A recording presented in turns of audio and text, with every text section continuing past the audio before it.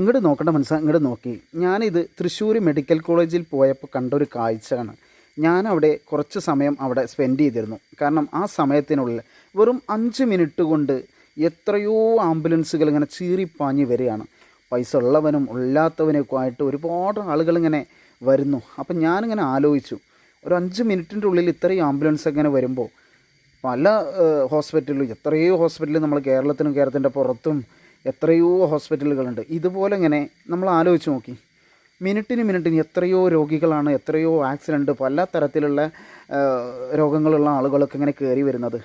അപ്പം ഞാൻ അങ്ങനെ ആലോചിക്കുക, എത്ര പൈസ ഉണ്ടായിട്ടും കാര്യമില്ലല്ലോ. കാരണം ഇങ്ങനത്തെ ഓരോ രോഗങ്ങളും ഇതുപോലെയൊക്കെ വരുമ്പോൾ ആ കിടക്കുന്ന ആളുകളൊക്കെ കാണുമ്പോൾ, ഇതൊക്കെ കിടക്കുന്നത് എന്താണെന്ന് വെച്ചാൽ ആളുകളെ കൂടെ വന്ന ആളുകൾ വെയിറ്റ് ചെയ്ത് കിടക്കുന്നതാണ്. കാരണം ഓരോ ജീവന് വേണ്ടിയിട്ട് നെട്ടോട്ടം ഓടുന്ന ആളുകളാണ് ഇതൊക്കെ. അപ്പം ഞാൻ അങ്ങനെ ആലോചിക്കും, 5 മിനിറ്റിൻ്റെ ഉള്ളിൽ ഇത്രയും ആംബുലൻസുകൾ വന്നിങ്ങനെ മറയുമ്പോൾ എന്താണ് ഇതിൻ്റെയൊക്കെ ആവശ്യം? കാരണം എന്താണെന്ന് വെച്ചാൽ ഇത്രയും പൈസ ഉണ്ടായിട്ട് പോലും ഈ രോഗത്തുനിന്ന് നമുക്ക് ഒന്നും ചെയ്യാൻ പറ്റില്ല. എത്ര പൈസ നമ്മളെ കയ്യിലുണ്ടെങ്കിൽ പോലും നമുക്ക് ഒരു രോഗം വന്നു കഴിഞ്ഞാൽ എത്ര പൈസ ഉണ്ടായിട്ടും കാര്യമില്ല. അപ്പം നമ്മളൊന്ന് ആലോചിക്കുക, ചിന്തിക്കുക.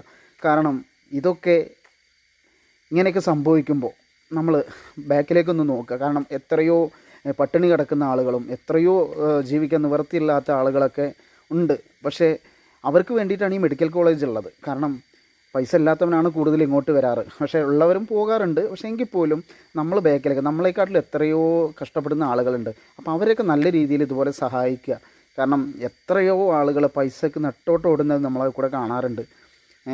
അപ്പോൾ ഓരോ ആളുകൾ റൂം എടുക്കാൻ പോലും പൈസ ഇല്ലാതെയാണ് ഈ മഞ്ഞ് കൊണ്ടിട്ട് ഈ മുറ്റത്ത് കൂടെയൊക്കെ വന്ന് കിടക്കുന്നതും. ഇത് നമ്മളെ തൃശ്ശൂർ മെഡിക്കൽ കോളേജിൻ്റെ ഒരു കാഴ്ചയാണ്. അപ്പോൾ എത്രയോ മെഡിക്കൽ കോളേജുകളും ഹോസ്പിറ്റലുകളും ഉണ്ട്. അപ്പോൾ ഒന്ന് ആലോചിച്ച് നോക്കി, എത്രയോ ആളുകളാണ് ഇതുപോലെ കഷ്ടപ്പെടുന്നത്. അപ്പോൾ ഈ പൈസ ഉള്ള ആളുകളൊക്കെ ഇങ്ങനെ അഹങ്കരിച്ച് നടക്കുന്നില്ലേ? അപ്പോൾ അവർക്കൊക്കെ ഒന്ന് മനസ്സിലാക്കാൻ വേണ്ടിയിട്ടാണ് ഞാനിങ്ങനെ ഒരു വീഡിയോ ഇടുന്നത്. കാരണം ഞാൻ അത്രയും നേരം അവിടെ നിന്നപ്പോൾ എനിക്ക് മനസ്സിലായൊരു കേസ് എന്താ, എത്രയോ പൈസ നമ്മളെ കയ്യിലുണ്ടായിട്ട് ഒരു കാര്യവുമില്ല. കാരണം ഇതുപോലെയൊക്കെ വന്ന് ആ സ്ട്രെച്ചറിൽ ഇങ്ങനെ കടന്ന് കൊണ്ടുപോകുമ്പോൾ ആ ആളെ മനസ്സിലെന്തായിരിക്കും എന്നൊന്ന് ആലോചിച്ചാൽ മതി.